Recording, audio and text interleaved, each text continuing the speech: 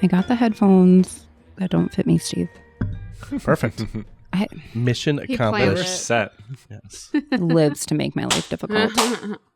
Well, today we have a very special episode of Money Donuts. It's not even a full Money Donuts episode. We are doing a collaboration here with the Eau Claire Marathon's podcast, and it's going to be really fun. We're going to talk all the details of the charity classic that Royal has as part of this. We're going to talk about the marathon and what they do, and hopefully give you some tips, tricks, and things to budget for when running and wherever else the conversation takes us. So I'm going to throw it over to our co-podcast today and let them introduce themselves and share what they're about.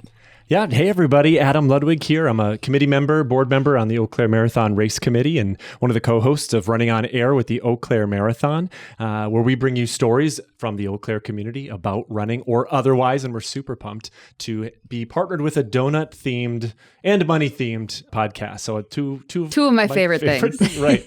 And I have a co-host here today, of course, who is... Hey, all. I'm Emily Werman, the other half of this Running on Air podcast. We are really pumped today to collaborate with RCU, and they're specifically talking about their 10K Charity Classic that has now become such a cornerstone of the Eau Claire Marathon weekend of events. We're going to talk a little bit more, as they all said, about the origin story, how we got here, how this partnership came about, and then what you can look forward to thinking about the future of both the 10K Charity Classic and Eau Claire Marathon. Do I have to be a runner to be on Running on Air? You actually have to set a current PR recently in order for us to have you as a guest. All right. I guess I'm out of here. Steve, you just need to have finished a race then. That's all it is. All right, guys, I'm out of here. You for sure finished the kids race and Rock River Oh, Front, I've right? seen So, Steve run all the kids races with his kids with camera in hand. Camera in hand, yeah. I actually bring a little more baggage to races. So. Capturing the whole experience. It's Exactly. like a weighted vest, right? Exactly. Yes. You can't carry your child across the finish line, though. They've got to finish that. So, I do. I have done he that a puts couple them times. down like right before the finish line, and then they just stumble over it. I love that. Perfect. I love that. Well, our favorite question to ask on Money Donuts is, what donut fits the episode? What donut fits running? It's a hard question, we know, but curious what you say. Okay, I love donuts. That's an understatement. They gave us a heads up. We were going to be asked this question, and so I've been thinking about this a little bit. And I wish I had a great answer, but I will tell you this: when I go into one of my favorite donut locations, I am looking for the donut that fits that moment. Ooh. And it's not always the same donut. I am sometimes a maple guy, and even though I would say sprinkles do not change necessarily the flavor of the donut, sometimes I'm a sprinkles guy, and sometimes I'm not. And I don't know what. Sometimes you want a little crunch. Yeah. Sometimes I They want a change little the crunch. experience, I want truly. to dig them out of the back of my teeth, my molars with my tongue. That's what I'm looking to do. So what I am saying is the donut that best fits for us running, is the donut that meets the moment. And some mornings that's a long run that I'm doing. Some mornings it's a workout that I'm doing. Some days it's a chocolate long john. Other days it's, your traditional round What donut. is it today? Honestly, today I would go for a chocolate with sprinkles. That's how I classic. I know it's a little boring, but that's what I'm not going to label that as boring. Actually, it's the donut that meets works. the moment. Yeah, for sure. I love that. I'm going to give a better answer, but I'm going to have to say, we are both runners, and like Adam said, that means long runs, workouts, everything. But I was just telling Adam about this today. I'm a very sweaty runner. It can be like -20 outside, and I will still be sweating under all my layers. And so I'm going to have to go with a glazed donut. Like the kind, I'm thinking of like Quick Trip Glazers, but like the kind that have like the frosting on, because you get sweaty and then it glazes. And actually when you're a salty sweater, it kind of looks like the top of a donut. So that's what I'm going to have to go with for myself. But like Adam, I do enjoy all different kinds. Like a nice sheen on you. Yeah. Yes. Glistening. Perfect. I love that. Cooper, did you notice that neither of them said apple fritter? Listen, I was going to get there. Because apple fritters are like laying on the couch and not doing anything. All right. How do you guys... Let's just move on. We don't have to talk about That's a sore subject. no. That's a very sore subject here. I have to go to Cooper's defense. I would be a apple fritter fan. Yeah, you do like. Yes. A big apple fritter fan. It's a lot of donut though. Hear that? Big apple fritter fan. Let's say it's a top 3 rotated donut. That's what I'm going for. Yikes. Yep. I did manage to find one. I was in Madison for a training in the beginning of June, and I found one as big as my face. So apple fritters are more Just like saying. running shoes than actually running for me. Elaborate. running shoes They are- resemble the bottom of a running shoe. They kind of look like They moccasins. deserve to be stepped on. Exactly. And- You get it. But see, Steve, you just kind of dug a little hole there because arguably your shoes are really important when it comes to running. They offer the support, they can be the stability, they're the soft cushion that really makes the experience. You might have turned me all around on apple fritters now. Yes. I knew it. A day would come. And I have to say to apple fritters, I went to school in La Crosse, Wisconsin. Ooh, okay. And they have had a location there that did apple fritters as big as bigger than your head. They were See, Steve, they're massive. making Mr. D's? apple fritters. It is Mr. D's Donuts. That's This- exactly wow. right. I'm from La Crosse too. Yes. I know these things. Have you had Yeah. one of their apple fritters? I probably did back in the day. I'm disappointed you've never shared that. I don't know. There's a lot you don't know about me and donuts. Probably. I could imagine an experience like that could turn you off to apple fritters also. It's Like a if lot you of fritter had to one and then handle. went for a run, you'd probably be like, ooh, Ooh. never Yes. again. Maybe that's my problem. Yeah. Either never donut again or never run again. Yeah. And you had to pick one. Right. Yeah. That would be a really hard choice for some people. Not For Steve. sure. See, Steve, you can't tell me people don't love apple fritters when there are multiple bakeries making them the size of people's faces. No comment. Speechless. Yes. I win. All right. Well, let's talk a little bit. So the reason we're doing a collaboration podcast is because, one, Royal has a special event that is part of the marathon weekend. It's not even a day, it's a whole weekend of fun and community. And that is our charity classic. So it's a 10K run. You can register for it just like all of the other races, but that one goes back to supporting charities. What else? What's the partnership with us been like for you guys? And, where did it start? How did it kind of evolve? Yeah, actually, I would take a couple of years back. The collaboration with RCU is fresh over this past year. Yeah. 2025 being the first time we incorporated the Charity Classic in our race weekend of events. But we have to go back about 3 years ago when it became an Eau Claire Marathon race weekend of events. We were only doing a half marathon and full marathon on Sunday morning, which was a great and a growing event that we had through time. The pandemic made that difficult when a lot of races saw a decline, but we really pivoted those years and kind of flexed some things and realigned our resources. And shortly after that, we started a 5K, 10K on the Saturday night. That was a new addition, and we had a lot of new runners coming, and that has grown ever since. Moved to just this past year, and we shuffled around some sponsorship type things, and RCU said we really want to be a part of this event.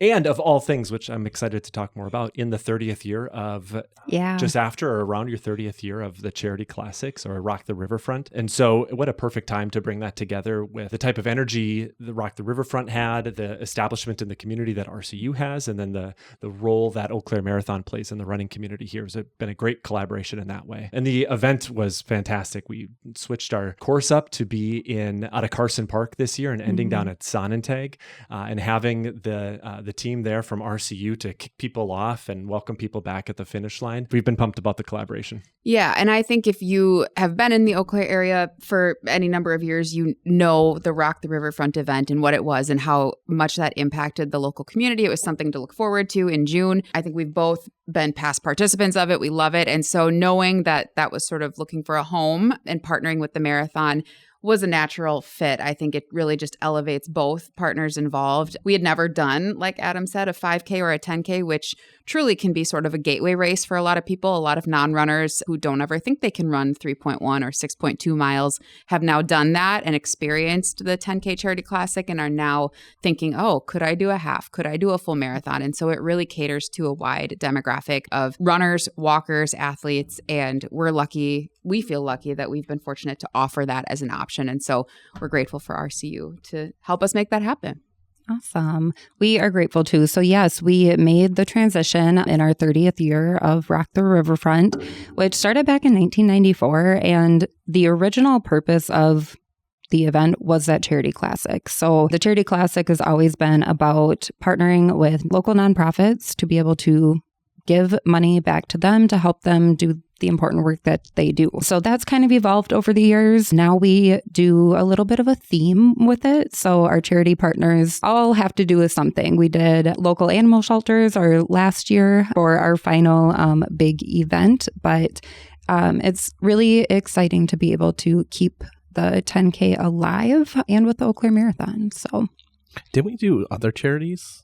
Yeah, we've done all sorts of different charities over the years. We've done veterans organizations. We've done workforce development. The arts. Youth programs. Yep. We did theaters one year, lots of different youth programs.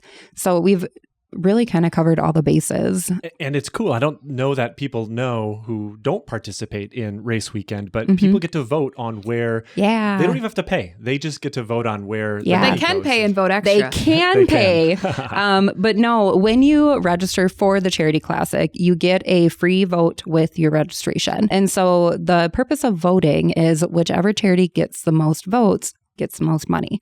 So we allocate money towards them, and the first place will get $8,000, second gets $5,000, and then the third gets $2,000. And so you get your free vote, and then you can purchase additional votes for $2. And all of it, you get to put them towards whoever you want, and you're trying to help your, I don't like to say favorite, but the one that you want to get that most money, you help them win. So what's the most number of votes you've seen people buy?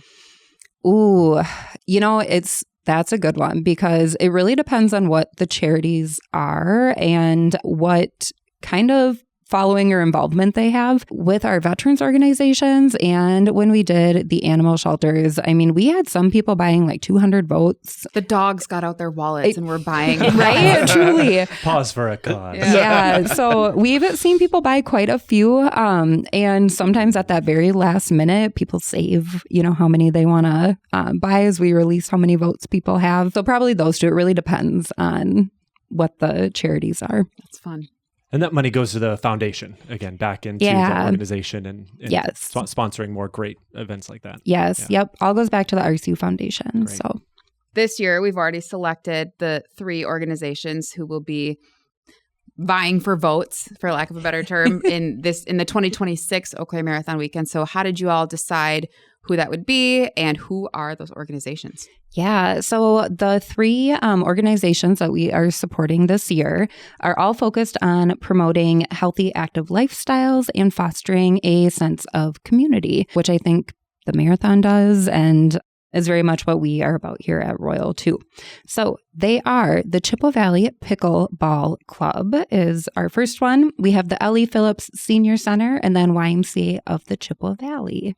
So those are going to be our 3 charity partners and the people you get to vote for when you register for the Charity Classic. Is this breaking news? Have we announced this yet? We have announced it, but not super loudly, I don't think. I found it on the internet. So, so it's out there. It is out there. And now we're screaming it from the mountain. Yes. All right. So now is the time to register. And I know if you had previously registered before they were announced, you're going to be contacted about getting your votes in and how to do that.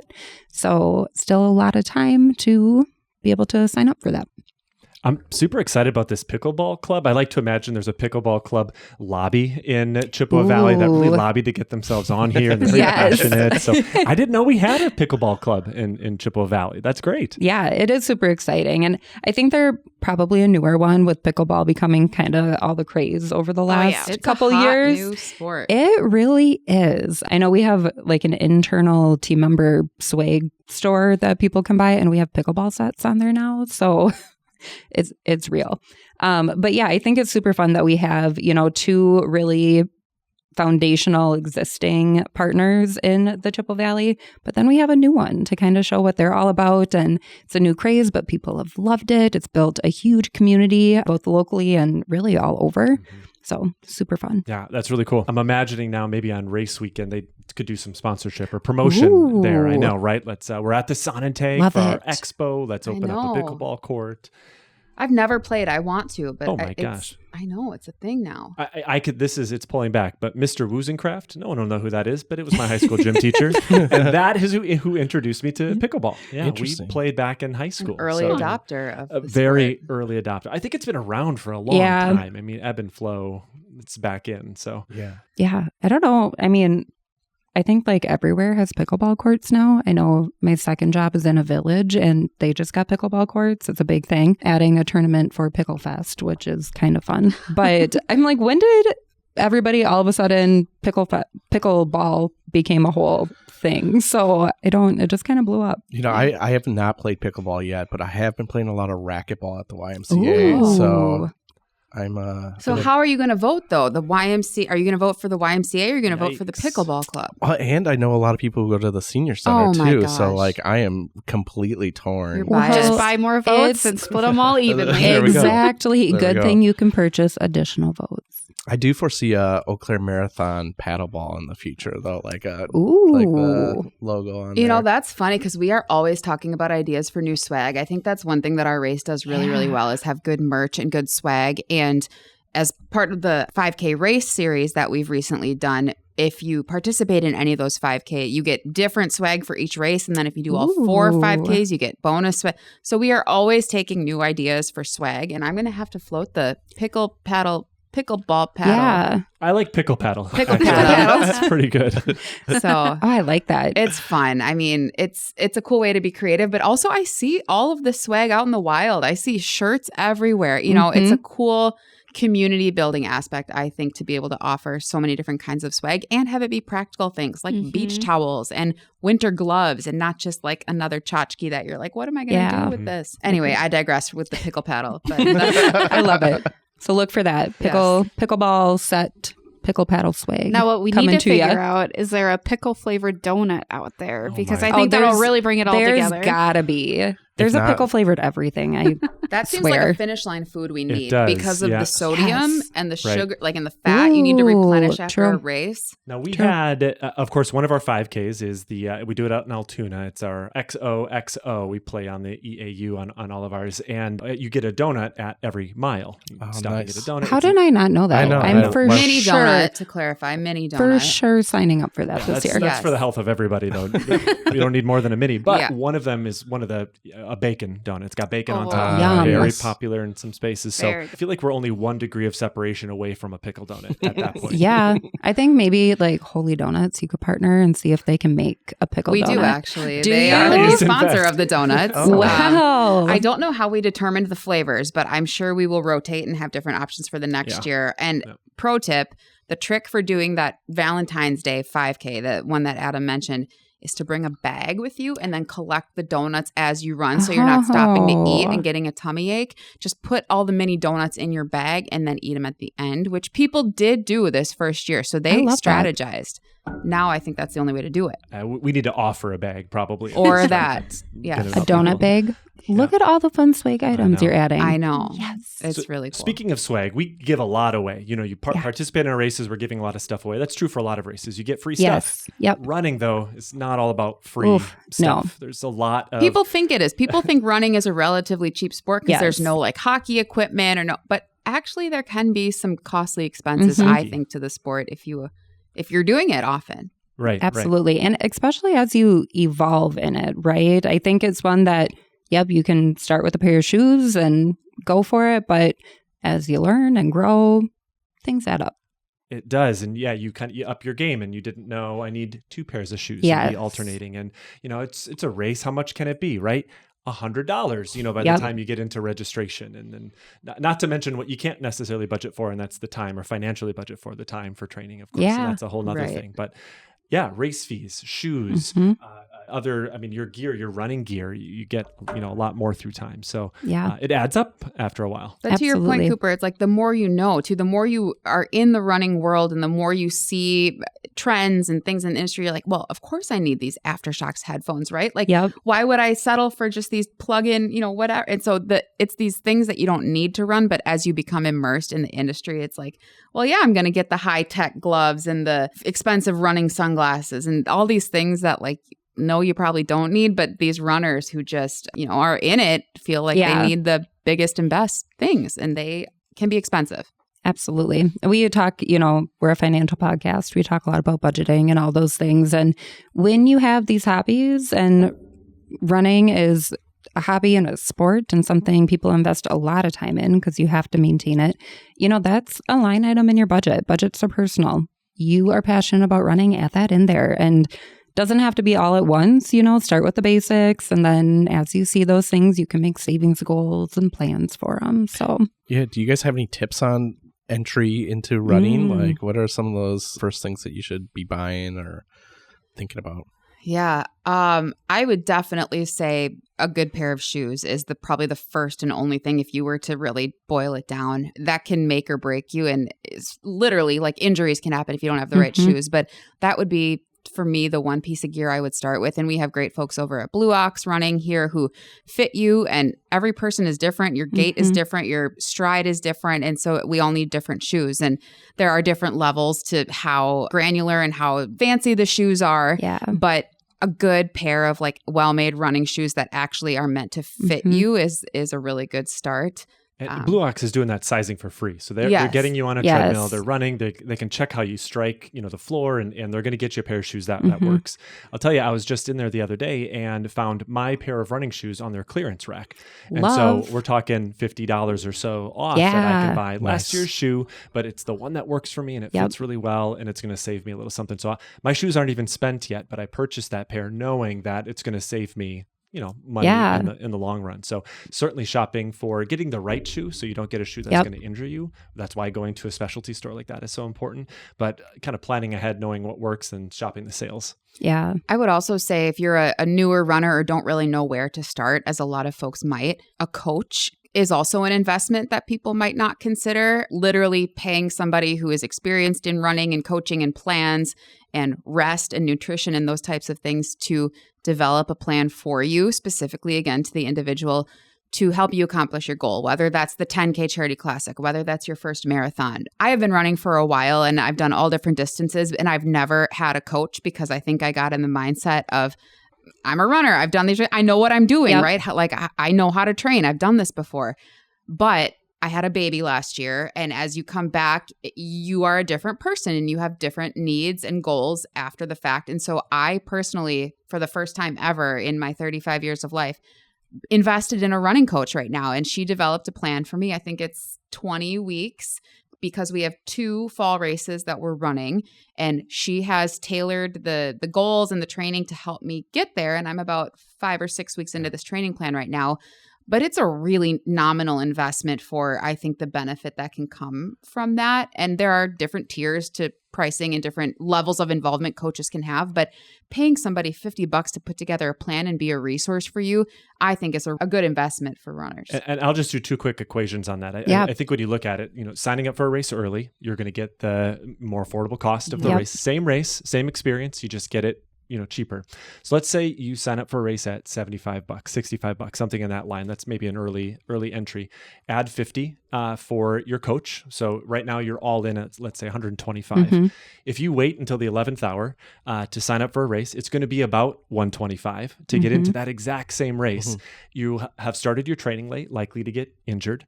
You won't have had the expertise that's put into you to customize a training based on where you're currently at. By planning ahead, planning early, you can invest the same amount of money and get a way better product on the other side than if you wait until the last minute. Am I going to be ready for this or not? Plan for yourself, invest in yourself, and be ready for it. I like that mentality a lot more at the exact same cost. Yeah. Maybe you guys have talked about this a lot, but where do you go about finding a running coach? Yeah, that's a good question. Gosh, there's so many options. A lot are online because really all they need to do is probably speak with you, figure out where you're at and figure out the goal. And then they kind of do their little crunching numbers on the back end and they spit out a plan for you. But I know there are also a lot of local options who are good too. Adam and Alicia over at Blue Ox are seasoned runners. They're coaching cross country. They have a team of coaches, I believe, who work at Blue Ox who can put together plans for you.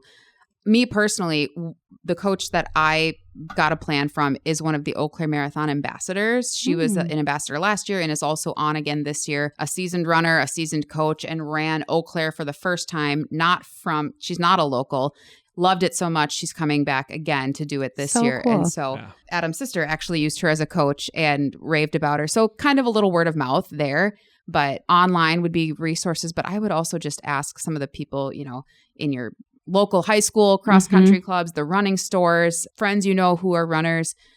A lot of it is just personal connections and recommendations, but a lot of it's also done online. Yeah. So there are options. And there's some really great like running community groups on like Facebook and those. So, you know, dig into there and post a question and say, does anyone have someone they love to work with? But I also love the local. Blue Ox, I think, is fantastic. I know I got fitted for running shoes a couple of years ago, and they ended up not being quite right after I did a couple runs. And so I went back and I said, okay, here's, you know, what my issues are. And they said, you know what? Let's get you in a different pair. Let's try stability again versus neutral. And they were fantastic. And they took those shoes back and were willing to, you know, get me the other pair and spend the time. So it was really, really a fantastic experience. That's awesome to hear. Yeah. Because I think they ultimately do want what's best for you. They don't want you to go and run in bad shoes just because you already bought them. Yeah. It's like they're going to work with you. And I think good coaches and good business owners will do that. And we're really lucky to have them in this community. Yeah. And they, you know, I always hesitate to say, well, it wasn't the right pair, right? It's not that they did their job wrong at all. It's one of those things like you have to experience the shoe. You have to run in it. Not everyone's going to love the same one. And so, you know, sometimes you have to go back and forth with that. Same thing with budgeting. Yes. Sometimes you make a plan, doesn't work out, so you have to pivot and do something different. Absolutely. Yep. You know what's so funny, just on this last piece of budgeting with running, we've met so many people who are what we call 50-state marathoners who are aiming to run a full marathon, 26.2, in all 50 states. And so you take into account not only all of the running expenses we just outlined, but then the travel to fly to places like Alaska and Hawaii, and the time you take off work and hotels and all of that. That is a huge undertaking. And I know it takes people years to do this. They're not doing it, you know, in a short time frame. But that, talk about making a budget, you really do have to plan for that and just chip away, I suppose, at 50 states, and you got to be looking at timelines and schedules and how am I going to train for that? It's a lot. But I talk to these people, we meet them at the marathon, and it's like, oh my gosh, just so impressive. Or it's like, I'm on my 47th state of 50 states. And it's like, holy cow. Wow. And just the physical toll that would take on your body too, but then like just the amount of money that you put into experiences like that. But it's a cool way to be able to travel, stay active, do what you like, and then see different places that you normally wouldn't get to. Like a lot of people would never probably think to come to Eau Claire, Wisconsin, but because they needed to run a race in Wisconsin and it happened to be during a time they could do it, they came here, ran our race, and like met all of our wonderful community who makes this weekend happen. So I do think it's cool, but it's a investment. Absolutely. Yeah. I love that. I think sometimes too, my gosh, planning for that, I can't even imagine. One of my favorite things of traveling or like being at a conference or stuff is going out for a run. This is my pitch for if you want to become a runner, train to 3 miles, you know, get even a mile, truly. But it's a fun way to explore a new area because you get to see things kind of like how everyone else does. But also, how lucky are we that we have this amazing event right in our backyard? So think of, you know, I live 30 minutes away from here, but what a cost savings to be able to come run an awesome marathon with people from all over the country, truly. Not have to get a hotel, exactly. Right? Go back to your house. And we have a beautiful playground to train in, right? Like this, we're spoiled to live in this community where running is really accessible. We have a good trail system. We don't have a lot of traffic. And so I do think it's a little hidden gem for the running and biking community to have this in our backyard. Absolutely. We have been labeled the best full marathon in the state of Wisconsin. Amazing. Alternatively, with best half marathon in the state of Wisconsin. It kind of bounces back and forth. But look at our reviews, things we don't write and put together, but people put online. They talk about really what really is our mission, being the biggest small town race in the U.S. And we're a group of runners who participate in races across the U.S. who also put on this event. And because we live the experience, we can really recreate it for people in this area. And so when you talk about a gem in our backyard, it's like what you get for that value. We're one of the more affordable races in the area. When you sign up early, when you get that coach, right? And you really get a high production value for the event that you're paying for. So right in your backyard. We know so many of our people come from the Eau Claire area or surrounding area, Twin Cities. Did you know not every race gives you a free beer at the end? Like, what's that about? We didn't even realize how much of a freebie that is to give people. And it's like, then you go to these races and it's like, you don't get a free beer. What? We've done them enough where I start getting very thirsty at like mile 12, 15. You're just ready for it. What is going on? I'm salivating. Talk about bang for your buck. All these races need to be doing that. But no, it's is a hidden gem. Oh my gosh, we had a special beer brewed for our 60th anniversary over at the Brewing Project. And I'm like, maybe it needs to make a comeback at the Eau Claire Marathon. That'd be fun. Maybe at the end of the charity classic.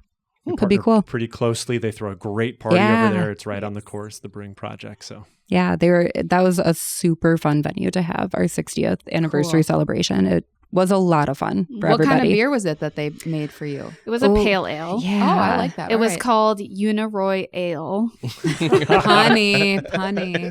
It was punny. We had pint glasses, so people got a pint glass, a royal one. It was really fun. Mm-hmm. Yeah. So much fun. Cool. And what a great turnout, too. I was blown Oh, my away. gosh. We had people like, if you're familiar with the Brewing Project, from the Brewing Project to like the stoplight is a pretty big distance. And we had people lined up to all the way down the road to get into the event and get their pint glass and celebrate Royal and 60 years in Uniroyal. That's where we, started in the factory and had a lot of those workers with their original IDs. And wow. It was really, really cool. It was cool. It was a really cool event. I think that we need to somehow survey the crowd here. I don't know how many people know that Uniroyal, that's where that comes from. Yeah. I had no idea. Yeah, so we, Royal started in the Uniroyal tire plant in 1964, literally in a coat closet. So the original CEO or president would walk around and take money or checks in one pocket and give money out in the other one to cash it. But yeah, it was started to help the people help each other. So afford those everyday living expenses and just grew from there. But that's so great. Yeah, that's where we started. Story. Well, how about I flip the table a little bit? We've talked a lot about the marathon. The Rock the Riverfront is a huge community event, giving back to the community, and that continues now in the Charity Classic at Eau Claire Marathon Race Weekend. But what other events do you have coming up that you do annually that are really about the community, knowing that you're in the community, from the community? How else are you giving back that you're excited about? Oh my gosh, where to start that list, right? Royal, we are a community partner. That's what we do. It's what we exist for. And that's very much a credit union thing. But we have a lot of different things. So all of our sponsorships, all of our big donations, some stay the same, some change over the years, but all of them always align with our core values and purpose and what we think is important for the community. We have our test drive events. While they are more segmented to a group of students with the local high school, we rely heavily on community volunteers to come in and work the stations and help those students understand budgeting and the different choices that they're going to have to make after graduating or completing some sort of continuing education. So that's one that we have, and those we put out on our website. Usually in the fall, springtime is when you start to see those pop up. I'm trying to think, what else do we have? School Sense? Yeah, we have School Sense coming up. So we have 30 school site locations. We are in the majority of the elementary schools in Eau Claire and Chippewa. Mm-hmm. And those, we hire 4th and 5th graders, and those kids bring their little pouches to school and give them to the credit union branch that we set up in there each week. And they save for prizes and all of that. So we do just always something going on like that. So I think that's so cool, that financial literacy piece and starting it young. That's something that I think a lot of us didn't necessarily get in our public school formative years. And the fact that you all are so proactive about doing that is huge. I hope that pays dividends, pun intended. Because I do think that's it should be required education. Now, I remember, I'm going to go back again at Mr. Woosencraft, from my gym teacher, right? And Mr. Farrar. I remember him coming into a middle school class, and he gave us $1 million, air quoted $1 million. He said, spend it. And we had 1 week to spend $1 million. And this led into budgeting and how we could do $1 million when I was in middle school was a huge amount of money. Yeah. But I can remember the lesson that $1 million is hard to spend. Maybe that's not true anymore. Maybe that was the wrong lesson, Cooper. I think you're onto something. Okay. The principles apply there. So I think it would have been a trick question. You should have said, I'm not going to spend this $1 million. I'm going to save it. Oh, yeah. It was investment. Okay. That was the goal. There we go. So you spent yours and did you did spend it not on? see the return of that investment. Honestly, the biggest thing I remember was Mr. Farrar coming into class. I remember him giving the lesson, and then moments before trying to find, because internet really wasn't a thing. We were like clipping ads from like coupon books to put into, I don't know, I glued them into a spiral notebook to turn it at the end. You couldn't ask ChatGPT, how can I best spend this $1 million? Right. Although I guess I could have spent it on buying additional tickets for the charity classic. Ooh, you could have. No, I guarantee you bought like $1 million worth of Skittles. That's probably what you Probably some sort of candy. That's valid, honestly. Candy and donuts, all sugar. Yeah. All right. Do we want to move into our final Fast and Furious segment? You ask a donut question to start off. To all right. end all of our podcasts, we ask running related.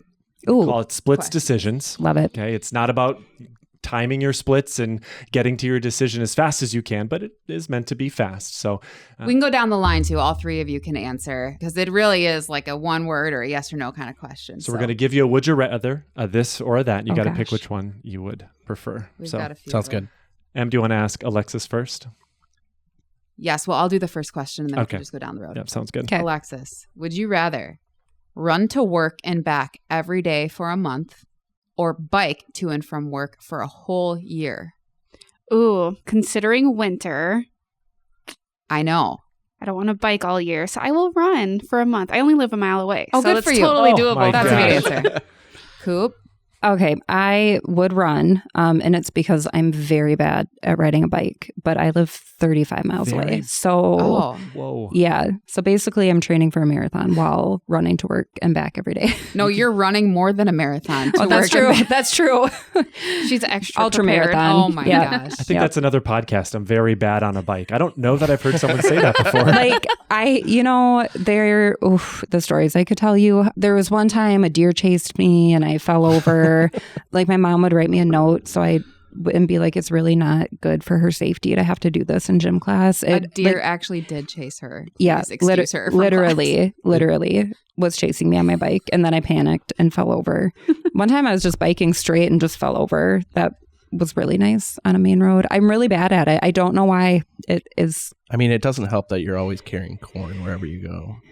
Corn. That's why the deer were chasing you.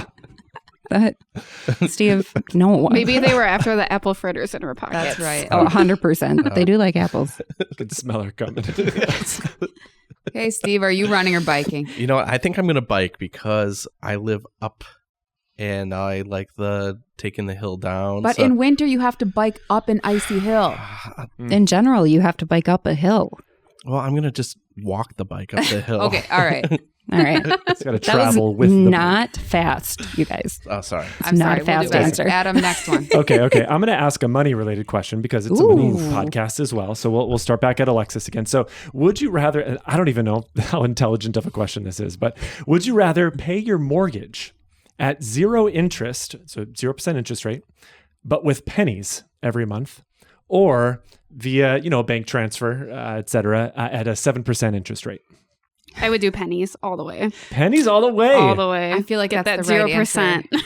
Oh, man. As someone who was previously a teller, you also being in the branch, like my worst nightmares are someone paying. Think of your savings, though. I Think know. of the savings. Like, I will celebrate that with you as a member, but it makes me very nauseous. Hey, to remember, think there are about automatic counting coin counters That's these days. true. That's true. I think I'm on the same page. I would pay the 0% interest, man.